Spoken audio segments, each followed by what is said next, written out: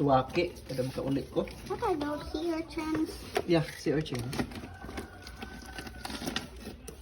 I know sea urchins. But they look a little bit Ayun nga. alive too. I already know. There's actually a mouth. Are they dangerous? Are sea urchins dangerous? Are sea urchins dangerous? Are sea urchins actually dangerous? Yes or no? Yeah, no. Only when you steps. When you step on it? How about touch? How about touch? Hmm? How about touch? How about Di ba ko touch? sila mama? Oh, Ha? spiky.